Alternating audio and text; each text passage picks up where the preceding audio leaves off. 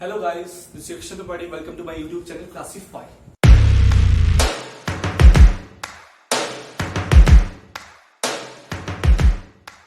This is my first video on YouTube, so let's have a quick intro of my channel. My channel mostly consists of the 11th, 12th related concepts like of board examinations, JEE, NEET and some other competitive examinations. So I request all of you to support us and help us to grow the our family of Classify. So not discussing too much, let's start our topic. हम लोग आज start करेंगे सबसे basic सबसे fundamental 11th class से। 11th 12th के alternate videos मेरे आया करेंगे, आज 11th का फर्दर 12th का, इस बेसिस हम लोग स्टार्ट कर रहे हैं। सबसे फंडामेंटल जो बच्चा 11th क्लास में पहुंचता तो उससे रिलेटेड हम लोग स्टार्ट करेंगे। सबसे पहले बच्चा जो फेस करता है चैप्टर आता है यूनिट एंड डायमेंशंस। बेसिक होता है सबसे, फिजिक्स को सबसे पहले यही चैप्टर डील करना पड़ता है कि units and dimensions. So let's have start. Topic है हमारा यूनिट एंड डायमेंशंस। क्या होता है इसके बारे में हम लोग बातें करते हैं। यूनिट्स एंड डायमेंशंस,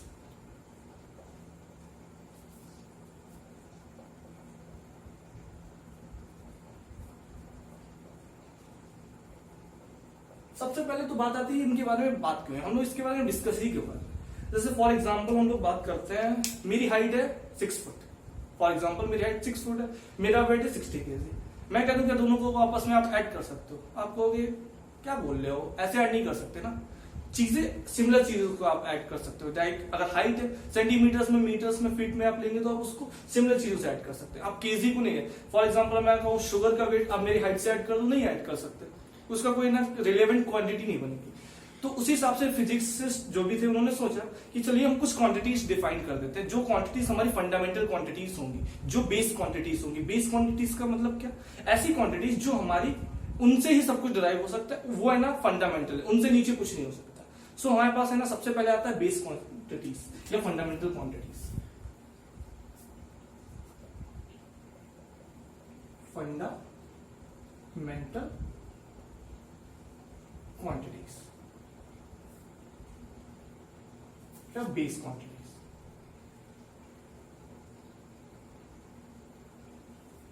क्या होती है बता ही चुका आपको। ऐसी क्वांटिटीज जो जिनसे सब कुछ डिराइव होता है, जो कि है ना उससे नीचे कुछ नहीं होता। जैसे और हमारे ना फिजिसिस्ट ने बताया कि 7 टाइप की होती है। नंबर 1 मास, जो कि किसी चीज से नहीं, मास को आप ज्यादा किसी चीज में डिवाइड नहीं कर सकते। मास मास है। दूसरी होती है लेंथ। तीसरी हमारे पास होता है टेम्परेचर। चौथा हमारे पास होता है टाइम।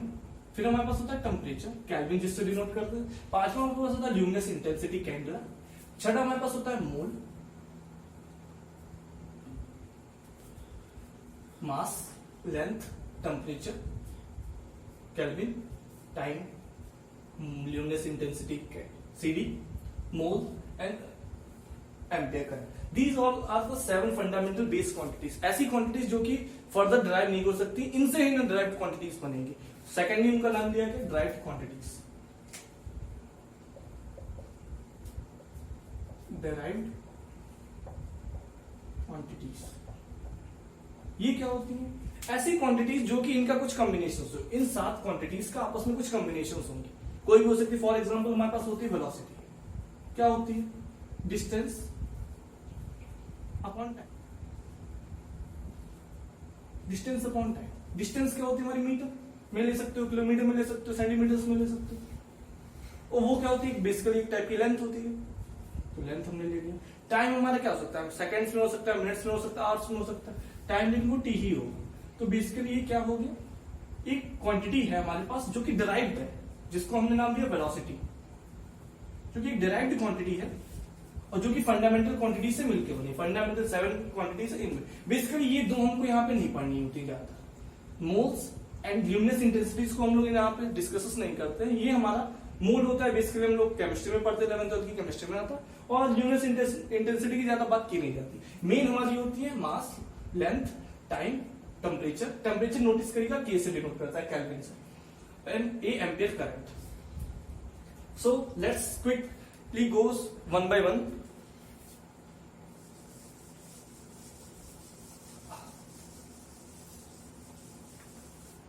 अब ये जो हमारे पास डायमेंशंस हैं, ये इनको बोला गया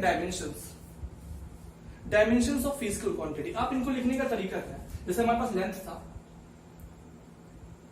अब हम लोग इसको लिखेंगे क्या, इसकी डायमेंशन होती है लेंथ के टर्म में, मतलब लेंथ, और इसको लिखने के तरीका स्क्वायर ब्रैकेट्स आप लेंगे, क्वांटिटी एल, मास आपके पास होता है, उसको लिखने का तरीका स्क्वायर ब्रैकेट्स एम, आपके पास टेम्परेचर होता है, टेम्परेचर को स्क्वायर ब्रैकेट्स के केल्विन कैपिटल के, टाइम होता है आपके पास, टाइम को आप लिखते हैं T capital T square brackets, luminous intensity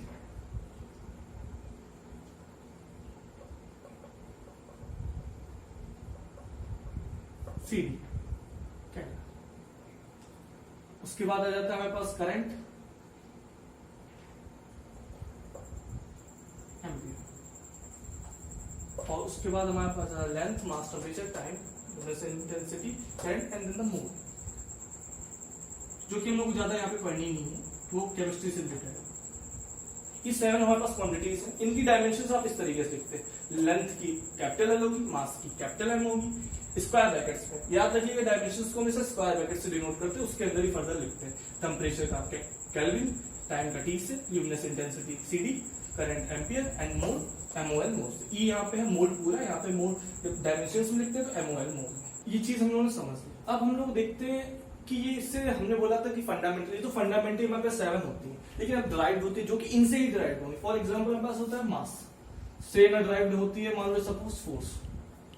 force क्या होता है, बेसिकली 11th वाले बच्चों के लिए थोड़ा सा नया कंसेप्ट उनको सीखना है, लेकिन 12th से में या जो फर्दर कंपटीशन की तैयारी कर रहे हैं उनके लिए सब इजी पड़ेगा, ये फंडामेंटल है। वो लोग बच्चों को कुछ फॉर्मूला 11th क्लास के बच्चों को नहीं याद होगा, तो उससे ना हम लोग को ही सीखना है, उनको ये चीज नहीं सोचनी कि हमको ये फार्मूला कहां से आ गया, और आप फर्दर आप स्टार्ट पूरा पढ़ेंगे तो आपको समझ में आता चला जाएगा।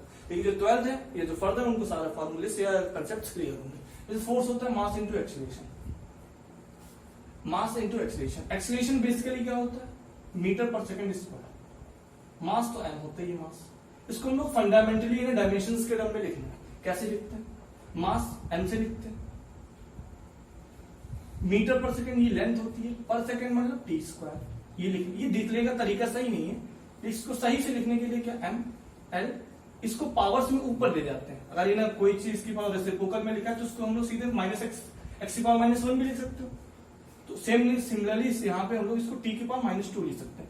तो फोर्स की डायमेंशन हो गए ml2 t-2 स्क्वायर ब्रैकेट्स लेके, ये फोर्स की। लेकिन ये क्या किसी से भी मैच कर रही है, नहीं, किसी से भी मैच नहीं कर रही, लेकिन हाँ कुछ ना कुछ क्वांटिटीज का कॉम्बिनेशन हो रहा है जिससे ही बन के आ रही है, तो ये हमारी हो गई डराइव्ड क्वांटिटी। डराइव्ड ऐसी चीज जो कि फंडामेंटल क्वांटिटीज या फंडामेंटल जो फिजिकल क्वांटिटीज है उनसे मिलकर बने, वो हमारी डराइव्ड होती है। तो ये हम लोगों ने सब कुछ बात कर ली इनके बारे में। अब थोड़ा सा फर्दर डिस्कशन करते हैं कि डायमेंशनल फार्मूला क्या होता है, डायमेंशनल इक्वेशन क्या होता है। बहुत ही सिंपल है,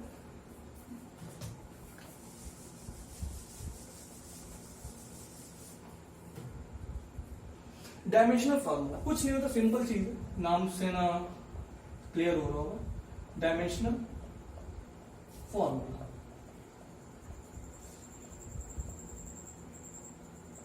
आपके पास कोई भी फिजिकल क्वांटिटी है, आप उसको उसके डायमेंशंस के टर्म में रिप्रेजेंट कर देते हो, तो उसका डायमेंशनल फार्मूला बन जाता है। जैसे अभी मैंने फोर्स की बात की थी, मैंने लिखा था ml2 ये है ना फोर्स की ना डायमेंशन होती है, तो यही इसका डायमेंशनल फार्मूला बन जाता है। जैसे फॉर एग्जांपल हम लोग देखते हैं एनर्जी। एनर्जी क्या होता है, बेसिकली डिफिनेशन बाय सबसे सिंपलेस्ट लेवल पे आप चले जाते हो। सबसे बढ़िया डायमेंशंस का निकालने का तरीका आप सिंपलेस्ट लेवल पे चले जाते हो, ऊपर से और नीचे और नहीं, फंडामेंटल के पास उसके जब चले जाओगे तो उसके नीचे आपको कहीं नहीं जाना। जैसे एनर्जी हमको डेफिनेशन होता है वर्क के फॉर्म में कुछ एनर्जी होती है। वर्क क्या होता है हमारा, फोर्स इंटू एक्सीलरेशन, वो फोर्स इंटू डिस्प्लेसमेंट एस, ये हमारी एनर्जी। तो क्या हम इनके टर्म में लिख सकते हैं, फोर्स का भी हम लोग निकाल चुके थे ml(t-2) निकाल लिया था। एच डिस्प्लेसमेंट इसका क्या होगा, लेंथ, इसको आपको मल्टीप्लाई आपस में कर दो आराम से, ml2(t-2), ये क्या बन गया, ये हमारा एनर्जी का डायमेंशनल फार्मूला बन गया। ये हमारा एनर्जी का डायमेंशनल फार्मूला बन चुका है। ये एनर्जी का हमारा डायमेंशनल फार्मूला है ml2(t-2).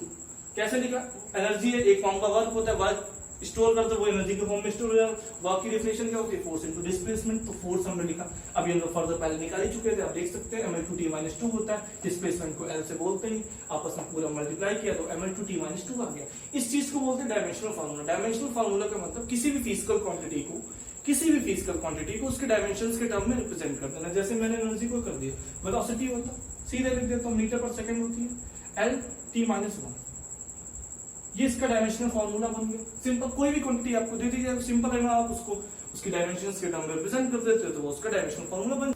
डायमेंशनल इक्वेशंस, हम लोग डायमेंशनल फार्मूला की बात कर चुके हैं, हम लोग डायमेंशनल इक्वेशन समझेंगे क्या होता है। सिंपली बेसिकली कुछ नहीं होता है, आप जैसे डायमेंशनल फार्मूला तो उसको उसकी फिजिकल क्वांटिटी के साथ इक्वेट कर देते हो। लेफ्ट हैंड साइड में आप उसकी physical quantity such as like velocity, तो इसका आप डायमेंशनल फार्मूला के साथ रिप्रेजेंट कर देते हो m0 L/t-1।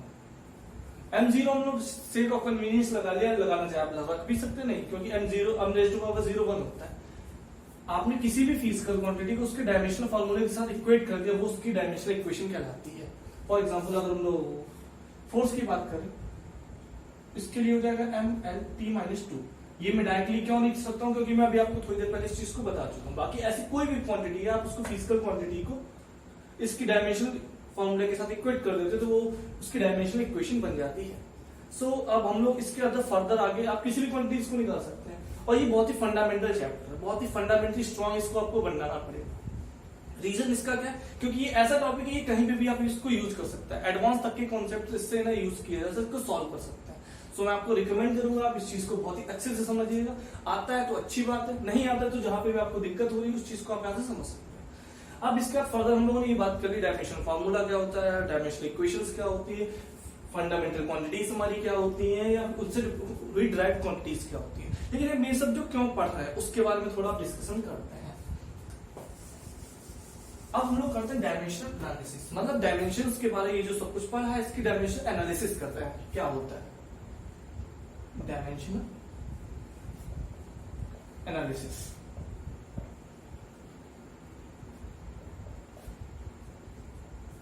डायमेंशनल एनालिसिस, ठीक है। डायमेंशनल एनालिसिस, इसमें हम लोग सबसे पहले हम लोगों ने देखा क्या होता है, क्या सब कुछ हम लोगों ने बताया। लेकिन अब मैं कहूं कि जैसे सबसे पहले स्टार्टिंग में बोला था कि क्या आप मुझे मेरे हाइट को मेरी आप वेट से ऐड कर सकते हैं। आप बोलोगे नहीं, ये कोई सेंसलेस क्वांटिटी, इसका कोई मतलब नहीं। शुगर या कोई भी चीनी या कोई भी चीज, किसी एक ऐसी क्वांटिटी, केजी को आप केजी में है, आप उसको सेंटीमीटर मीटर से ऐड नहीं कर सकते। टेम्परेचर को आप कहते हैं हाइट से ऐड कर दे, मेरा बॉडी का टेम्परेचर मान लीजिए 35 डिग्री सेल्सियस है फॉर एग्जाम्पल, और मैं कहता हूं उसको मेरी हाइट से ऐड कर दूं, नहीं, इसका कोई सेंस नहीं बनता। तो इसी चीज को डायमेंशनल एनालिसिस में बोला गया है। पहला पॉइंट जिसको आप पॉइंट में समझ सकते हैं, किन्हीं भी क्वांटिटीज को, एक कोई फंडामेंटल, एक फिजिकल क्वांटिटी फंडामेंटल हो सकती है, ड्राइव हो सकती है, कैसी हो सकती है, इसको आप इससे ऐड या सब्ट्रैक्ट, ऐड भी या सब्ट्रैक्ट कुछ भी करवाना है तभी कर सकते हैं जब इनकी फिजिकल क्वांटिटीज आपस में सेम है। मतलब अगर ये केजी में तो ये मस्ट भी केजी में होना चाहिए।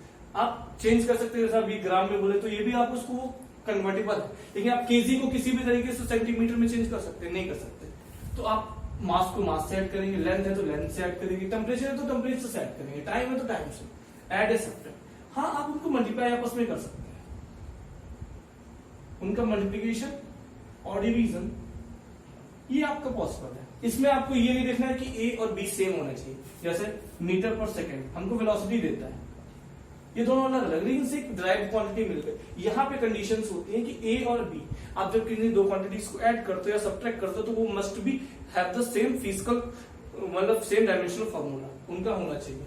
यहाँ पे आपको मल्टीप्लिकेशन डिवीजन में ये चीज फॉलो नहीं होती, ऑब्वियस सी बात है, ऐसा नहीं होना चाहिए। तीसरा पॉइंट हमारे पास होता है, अगर कोई दो क्वांटिटीज आपस में बराबर है तो ये हमको क्या इंप्लाइज करता है कि they must have the same dimension, they must have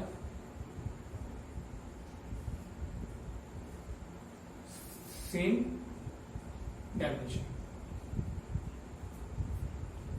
a और बी की सेम डायमेंशन होगी। अगर ये मान लो वेलोसिटी तो ये भी वेलोसिटी ही होगा, ये एक्सेलरेशन नहीं हो सकता। जैसे और ये दोनों चीजें आपस में इंप्लाई करती हैं, एक जैसे साथ, एक दूसरे के साथ इंप्लाई करती हैं। जैसे ए और बी की डायमेंशन भी सेम होनी चाहिए, तभी आप उनको ऐड सब्ट्रैक्ट कर सकते हैं। ए इक्वल टू बी लिखा है तब भी उनका मतलब डायमेंशन सेम। लेकिन सेकंड पॉइंट के लिए ये चीज वैलिड नहीं है। सेकंड पार्ट में अगर मल्टीप्लिकेशन करना है तो कोई भी क्वांटिटीज का आप कर सकते हो, डिवीजन करना है तब भी आप उनका कर सकते हो, तो उससे कोई फर्दर न्यू क्वांटिटी आपको मिल जाएगी। जैसे मीटर और पर सेकंड, इनको आपस में हमने डिवाइड किया तो एक नई क्वांटिटी मिल गई हमको, वेलोसिटी। ठीक है, इस चीज के बारे में हम लोग समझ गए। अब हम लोग ये देखेंगे कि डायमेंशनल एनालिसिस। अब डायमेंशनल एनालिसिस में फर्दर देखेंगे कि अगर एक कोई क्वेश्चन दी है तो हम ये कह देंगे कि इसकी डायमेंशनल कंसिस्टेंसी चेक करना है। डायमेंशनल कंसिस्टेंसी का मतलब कि क्या ये डायमेंशनली करेक्ट इक्वेशन है, वो हम लोग इन सब चीजों का यूज करेंगे।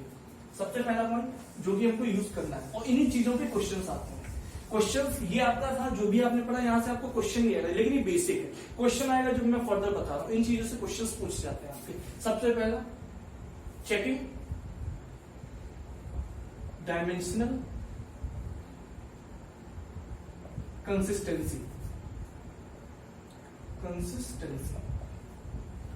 डायमेंशनल कंसिस्टेंसी का मतलब क्या, एक इक्वेशन आपको दी जाएगी, आपको एक इक्वेशन दी जाएगी, उस इक्वेशन को आपको चेक करने की डायमेंशनली करेक्ट है कि नहीं। फॉर एग्जांपल अगर आप 11th में तो शायद आपने पढ़ा भी हो या नहीं भी पढ़ा सकते, 11th 12th या जो कंपटीशन की तैयारी कर रहा है उसने ऑब्वियसली बात पढ़ा हो। सेकंड इक्वेशन ऑफ मोशन होती है s = ud + half D square, सब लोग जानते होंगे, आई होप 11th वाले बच्चे भी जानते हैं।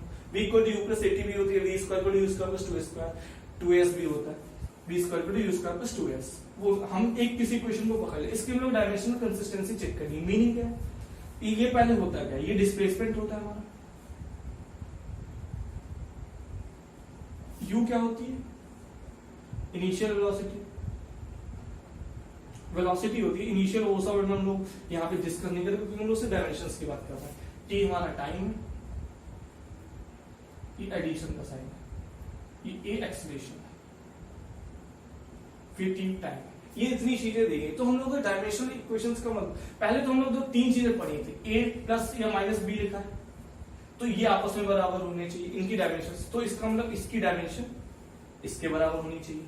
एक नंबर की डायमेंशन नहीं होती, डायमेंशन एक नंबर, जो नंबर होता है वो डायमेंशनलेस नंबर होता है। जैसे कोई भी नंबर a है, 1/2, 2, 8, -7, ये कोई भी, इनकी कोई भी डायमेंशन नहीं होती। इसकी डायमेंशन को आप लिख सकते हो m0, l0, t0 या फर्दर किसी भी 7 क्वांटिटीज के 0 टर्म, ये उसकी डायमेंशंस होती है। तो हम लोग डायमेंशनल कंसिस्टेंसी की बात कर रहे थे। s डिस्प्लेसमेंट, टाइम डिस्प्लेसमेंट होता है, उसको आप l से लिखोगे, बिल्कुल सही बात है। डिस्प्लेसमेंट क्या ये इसके बराबर है, आप सबको अलग अलग चेक करिए। डिस्प्लेसमेंट s की l आ गई,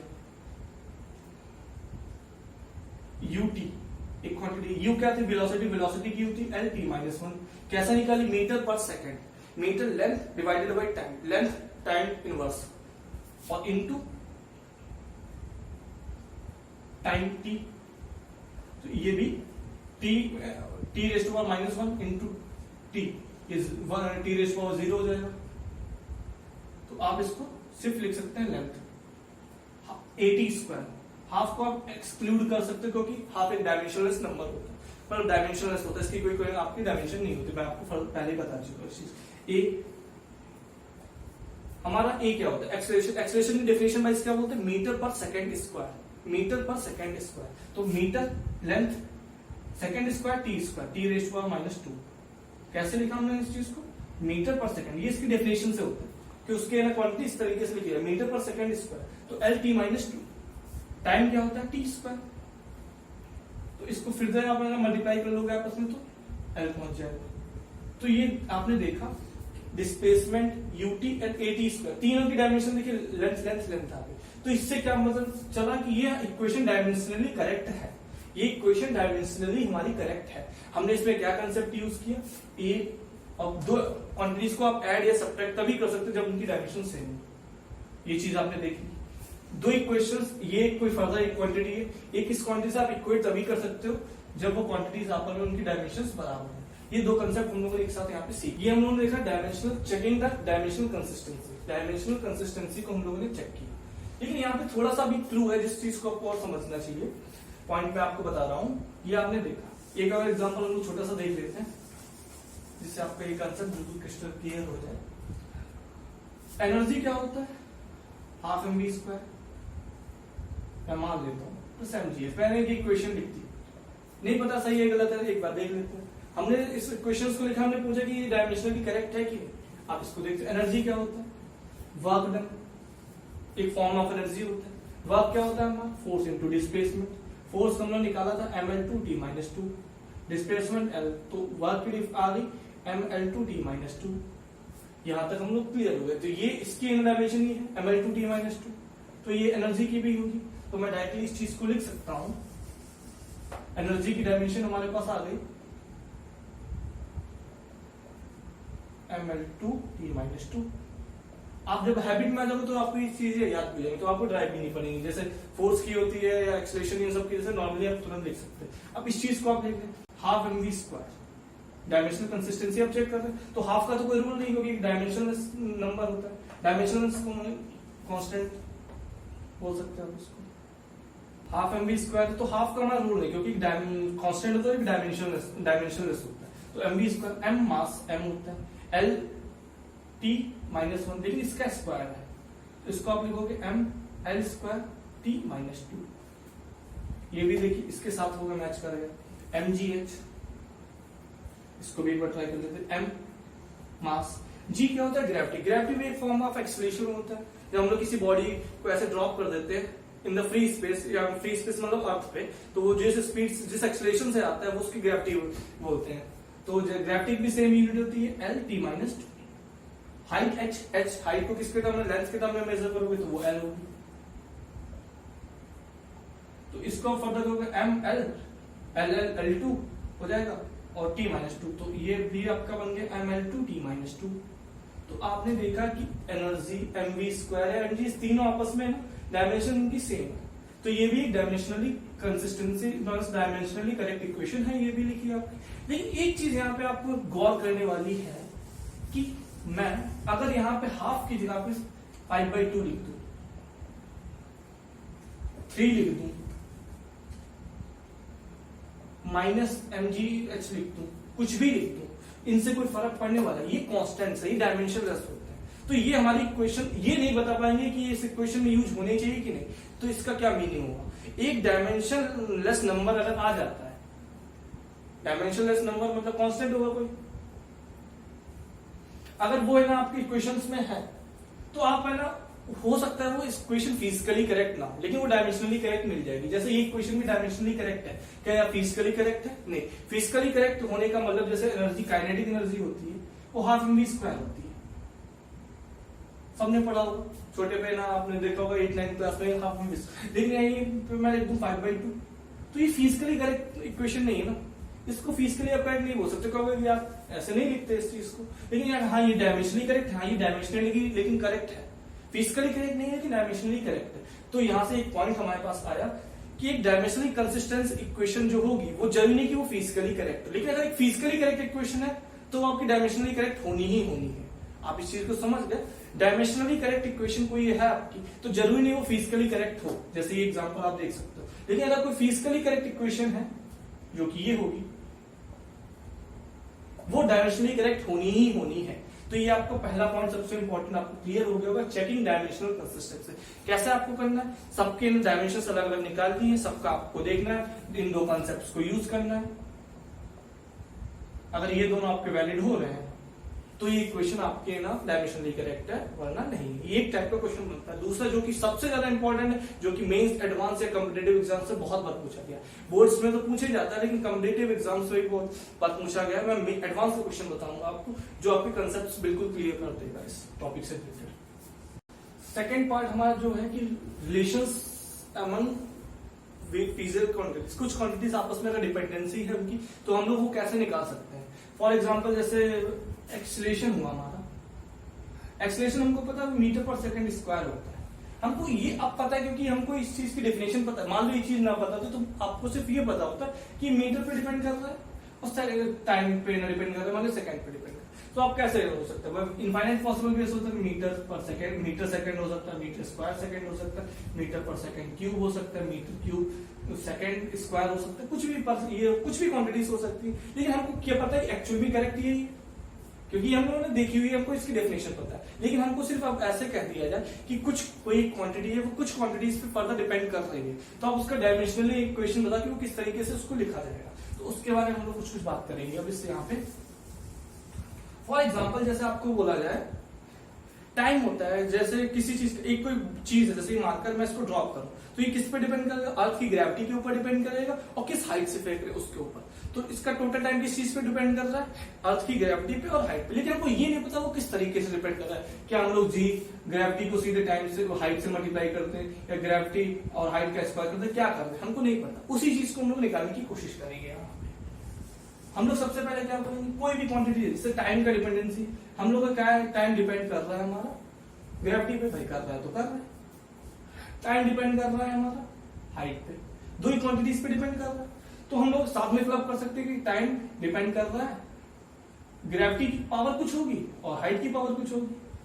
मान लिया हमको नहीं पता पावर, क्योंकि होना तो ऐसे तरीके से कुछ इस तरीके से। तो इसको अगर हम डिपेंडेंसी को हटाए तो एक कांस्टेंट ला सकते हैं कि G raise to power X H raise to power Y. क्या किया मैंने, हमसे बोला गया कि टाइम है वो आपका ग्रेविटी पे डिपेंड कर रहा है, टाइम वो आपका हाइट पे डिपेंड कर रहा है। तो हमने कहा कि हाँ डिपेंड कर रहा है तो इस तरीके से डिपेंड करेगा।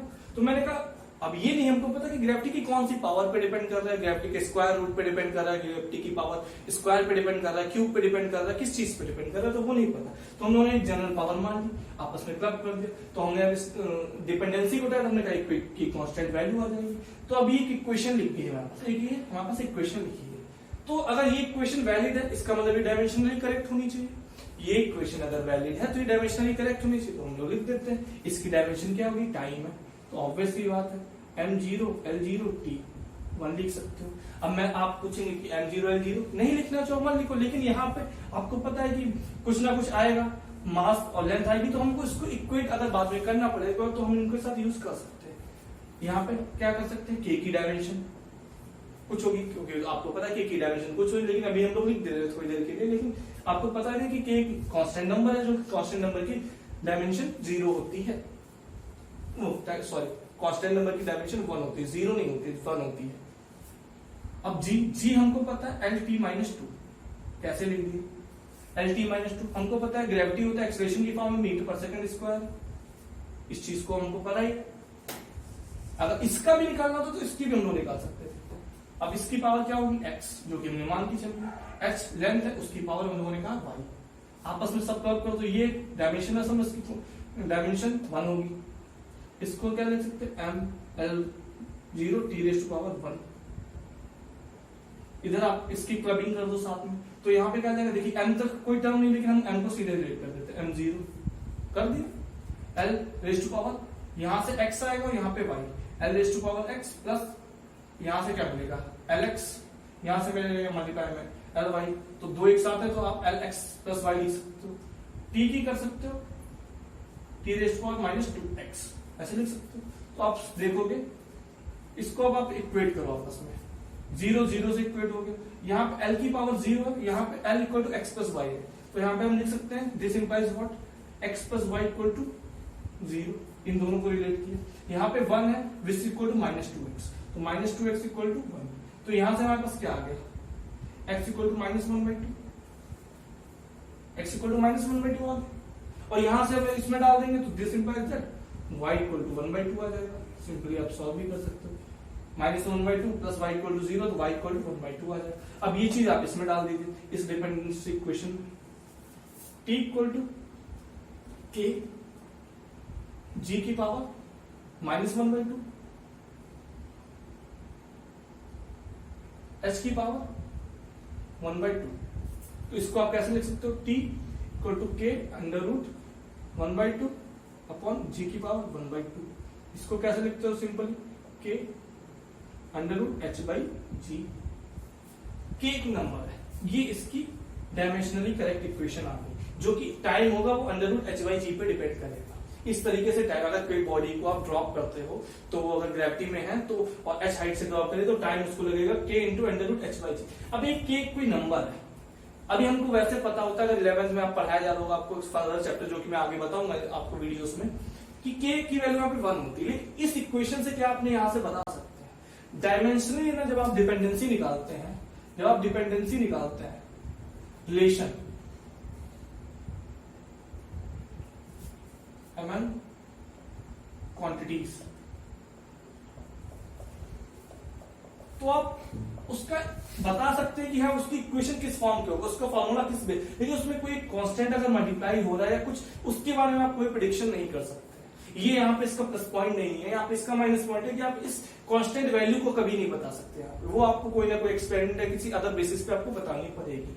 तो ये कंसेप्ट हुआ रिलेशन अमंग क्वांटिटी, सबसे इंपॉर्टेंट होता है सबसे। अब इससे रिलेटेड एक क्वेश्चन आया है जो कि एडवांस में, जो कि आपके कंसेप्ट्स को बहुत ही क्लियर कर देता है, उस कंसेप्ट को मैं डिस्कस कर लेता हूँ। इसमें लास्ट टॉपिक वो हमारा वही वो लास्ट क्वेश्चन होगा इस चैप्टर से रिलेटेड। लेकिन उससे पहले थोड़ा सा आपको कुछ एक्स्ट्रा पॉइंट्स बता देते हैं जो कि आपको यूज करने पड़ जाएंगे। एक क्वेश्चन मेरे दिमाग में और आ गया, उस चीज को मैं आपको और बता देता हूँ जिससे आपको काफी है ना यूज पड़ेगी। कब आपके ना नंबर डायमेंशनलेस होगा, कब आपकी ना कोई भी क्वांटिटी डायमेंशनलेस होगी। पहला तो आपका हो गया when a quantity is dimensionless, ये पॉइंट के फॉर्म में लिख सकते हैं, when a quantity is dimensionless. Dimensionless मतलब जिसकी कोई भी क्वांटिटी ना हो, एम एल जीरो हो, L raise to power zero हो, सब कुछ जीरो हो। सबसे पहला एक कोई नंबर हो, कोई कांस्टेंट वैल्यू, कांस्टेंट वैल्यू जैसे 1 2 -5 -80 100 कुछ भी। दूसरा, अगर किसी भी जैसे अगर साइन फंक्शन हो या कोई भी ट्रिग्नोमेट्रिक फंक्शन हो और एनी ट्रिग्नोमेट्रिक फंक्शन ट्रिगो लिख सकते हैं, या कोई भी लॉगरिथमिक फंक्शन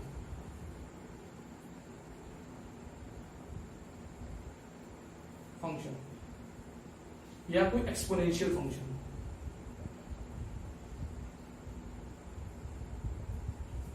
साइन या कोई भी साइन कॉस टेन कुछ भी हो सकता है, trigonometric function, logarithmic function, exponential function. इसके बारे में थोड़ा थोड़ा बात करते हैं। अगर कोई भी ट्रिग्नोमेट्रिक फंक्शन है, उसके अंदर कोई क्वांटिटी लिखा है, कोई आर्गुमेंट अंदर हमने पास किया है, उसकी डायमेंशन हमेशा 0 नहीं 1 बोलते, मतलब डायमेंशनलेस होता है। बोलेंगे देखिए ये डायमेंशनलेस होता है, इसके अंदर डायमेंशनलेस कुछ भी लिखा है वो डायमेंशनलेस होगा हमेशा, डायमेंशनलेस। यहाँ पे साइन नहीं, कोई भी ट्रिग्नोमेट्रिक फंक्शन हो सकता है, कोई भी ट्रिग्नो, साइन कॉस टेन कुछ भी यूज कर सकते हो। सेकंड पॉइंट इसमें बात करेंगे e की पावर समथिंग, e की पावर समथिंग, ये भी कोई भी नंबर होगा, वो भी हमेशा डायमेंशनलेस होने वाला है।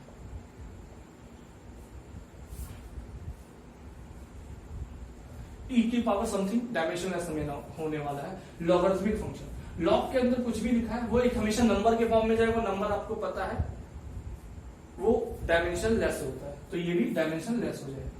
e की पावर ऐसे इसको समझने का, ट्रिग्नोमेट्रिक फंक्शंस के अंदर कुछ भी आर्गुमेंट पास किया जाए या एक्सपोनेंशियल फंक्शन के ऊपर कोई भी आर्गुमेंट पास किया जाए, लॉगरिथमिक फंक्शन के अंदर कोई भी आर्गुमेंट पास किया जाए, तो वो डायमेंशनलेस नंबर होता है। ये पॉइंट हम लोग भूल जाते हैं, लेकिन मेंस, एडवांस या नीट के कंपटीशंस में इसी पॉइंट के ऊपर क्वेश्चन देते हैं। जैसे मैं एक क्वेश्चन अभी दूंगा तो आप उस पॉइंट्स को क्लियर हो जाएगा। तीसरा पॉइंट आपका है कि किसी भी रेशियो, जब रेशियो दिया सेम क्वांटिटीज का, जैसे आपका होता है रिफ्रैक्टिव इंडेक्स, न्यू से डिनोट करते हैं, रिलेटिव क्वांटिटी, ऐसी क्वांटिटी जिनका रेशियो, जैसे अगर मैं कह दूं metre divided by metre, metre है तो एक डायमेंशनलेस नंबर है। जैसे स्पीड ऑफ रिफ्रैक्टिव इंडेक्स का फार्मूला होता है speed of light in air या vacuum upon speed of light in medium. तो स्पीड ऑफ लाइट मीटर पर सेकंड लोगे, ये भी मीटर पर सेकंड लोगे, या किसी में लोग, एक डायमेंशनलेस नंबर आ जाएगा। इसकी भी जो डायमेंशन होगी वो डायमेंशनलेस होगी, मतलब m0 l0 t0, इस तरीके से बोल सकते हो। तो तीन कंसेप्ट आपने देखे कि when a quantity is dimension, ये कोई नंबर हो सकता है, या साइन कॉस या ट्रिग्नोमेट्रिक कोई फंक्शन, या एक्सपोनेंशियल फंक्शन की पावर कुछ हो सकती है, लॉगरिथमिक फंक्शन की कुछ अंदर हो सकता है, वो भी डायमेंशनलेस हो। जब कोई रिलेटिव क्वांटिटीज की बात करते हैं, जब उनका रेशियोज की बात करते हैं, तब भी हमारा रिफ्रैक्टिव इंडेक्स, मतलब रिफ्रैक्टिव इंडेक्स अगर एग्जांपल ले ले तो वहां पे जब रिलेटिव चीजों का रेशियो होता है वहां पे भी ना डायमेंशनलेस होती है वो चीज। अब इससे रिलेटेड एक क्वेश्चन हम लोग डिस्कस कर लेते हैं, सिंपल क्वेश्चन है और आपके कंसेप्ट्स को बिल्कुल बूस्ट अप कर देगा। P equal to alpha upon beta e raise to power minus beta into T. P क्या है, पावर है। तो आपसे कहा गया कि यहाँ पे कुछ नंबर्स नहीं है, ये कुछ वैल्यूज है, कुछ भी है। आपसे कहा गया कि अल्फा एंड बीटा की डायमेंशंस बता दीजिए, डायमेंशन ये फाइंड करो। आपसे क्वेश्चन बोले, आप कहोगे क्या ठीक है चलो पहले पावर के बारे में बात कर ले। पावर क्या होता है? Work upon time. वर्क क्या होता था? Force into displacement upon time. तो आपको अगर मैं 11th क्लास के बच्चे को बताऊं जिसको कुछ नहीं आता, उसको सिर्फ फॉर्मूले मिल जाए तो उसको कैसे ना डायमेंशनल फार्मूला बनाना है, ये उसके लिए बिल्कुल बेसिक पे चलेगा। अगर 12th क्लास का बच्चा है या कुछ फर्दर कॉम्पिटिशन्स में तो उस चीज को वो कर सकता है। मैं बेसिक बता रहा हूं जो 11th क्लास में। पावर है, हमको नहीं पता पावर की, लेकिन डेफिनेशन पता है, work done per unit time. ठीक है, वर्क क्या होता है? Force into displacement time. Force की अगर हमको पता है ml2t-2, फोर्स की भी नहीं पता तो उसको भी फर्दर कर सकते हैं, मास इनटू एक्सेलरेशन, वहां से निकाल सकते हो। और डिस्प्लेसमेंट l और टाइम t, ये होता है।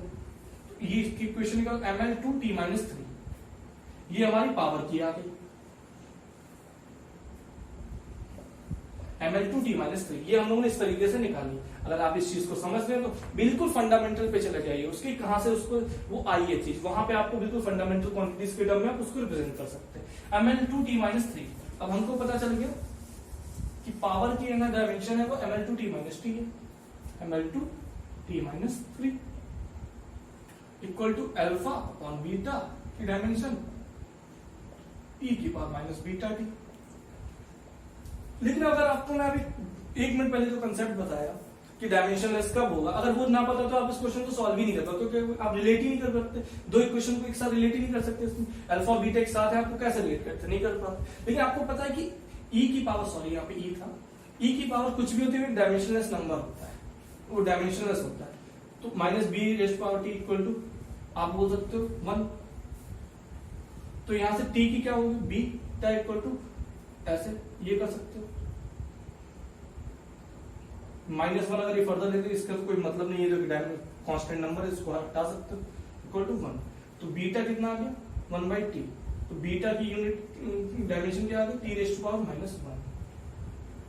बीटा की क्या आ गई? t⁻⁻1। अगर आप यहाँ पे जैसे टाइम t है, ये टाइम था हमारा, टाइम t है, और यहाँ पे बीटा t⁻⁻, इन दोनों का आपस में मल्टीप्लिकेशन होगा तो डायमेंशनलेस नंबर अपने आप आ जाएगा।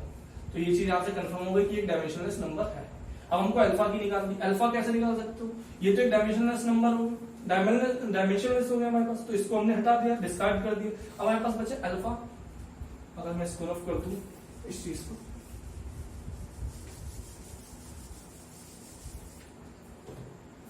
यहां पे हमारे पास बचा अल्फा की डायमेंशन निकाले अपन बीटा की डायमेंशन इक्वल टू ml2t-3। तो बीटा की डायमेंशन हम लोग निकाल लिए, वो कितनी थी? t⁻⁻1। तो अल्फा की डायमेंशन कितनी आ गई? इसको हमने क्रॉस मल्टीप्लाई इधर कर दिया, ml2t-4। चेक कर लेते हैं क्या ये आपका आंसर है? अल्फा ये है, बीटा आपका ये है। क्या ये चीज सही है? एक बार चेक कर लेते हैं। ml2t-4 and beta is t⁻⁻1। हाँ बिल्कुल सही है आपका, इस चीज को आप समझ सकते हैं।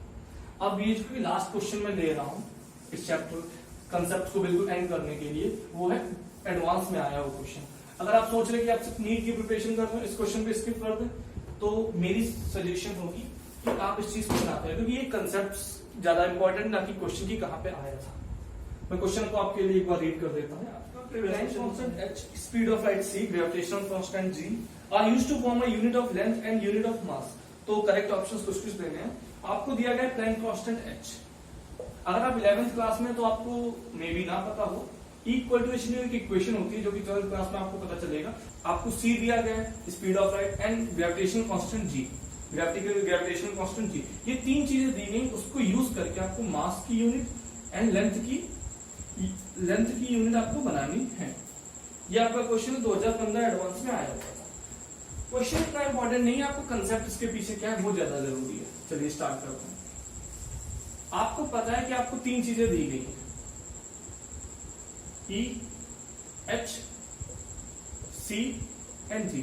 अगर आपको इसकी यूनिट नहीं पता है तो आपको सबसे पहले तो इसकी यूनिट्स निकालनी होगी। यूनिट निकालने के लिए क्या करेंगे? उसके बेसिक फॉर्मूले में जाते हैं, E equal to H nu. ये कंसेप्ट है जहां से हम लोग h equal to E by nu लिखे, तो यहाँ पे हम लोग प्लैंक कांस्टेंट की वैल्यू निकाल सकते हैं। E क्या है? एनर्जी। एनर्जी की यूनिट कैसे निकाल सकते हैं? ml2t-2। कैसे? आपको पहले से बता के रखा है मैंने कि एनर्जी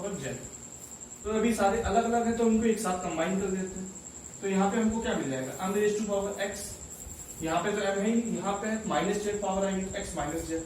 यहाँ पे लेंथ है, लेंथ के लिए क्या करेंगे 2 टाइम्स x हो जाएगा, 2l रेज़ पावर 2x। यहाँ पे भी है तो प्लस y, यहाँ पे है माइनस, यहाँ पे आ जाएगा प्लस 3z, क्योंकि यहाँ पे l रेज़ पावर 3 है।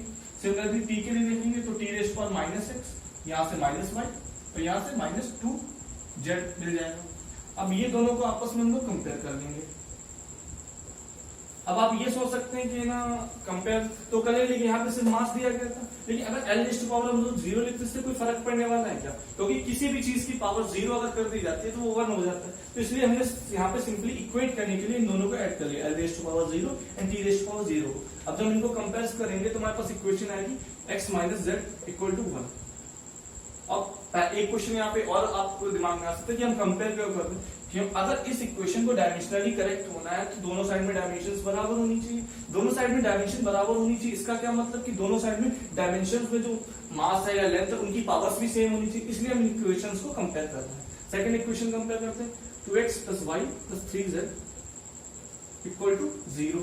तीसरी इक्वेशन 2 बोल देते हैं, इसको इक्वेशन 1 बोल देते हैं। तीसरी इक्वेशन क्या है minus x minus y minus 2z equal to 0। तीसरी इक्वेशन हो गई।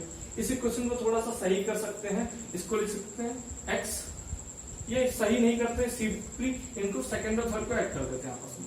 अगर सेकंड थर्ड को आपस में ऐड कर दिया तो क्या मिलेगा हमको, x बाई बाई कैंसिल हो जाएगा plus z equal to 0। Fourth equation हो गई। अब फर्स्ट एंड फोर्थ को एक साथ सॉल्व करके देखते हैं, क्योंकि यहाँ पे x और z है, यहाँ पे भी x और z है। इन दोनों को अगर सिंपली आपस में ऐड कर देंगे तो सिर्फ x बचेगा, 2 टाइम्स x इक्वल टू 1।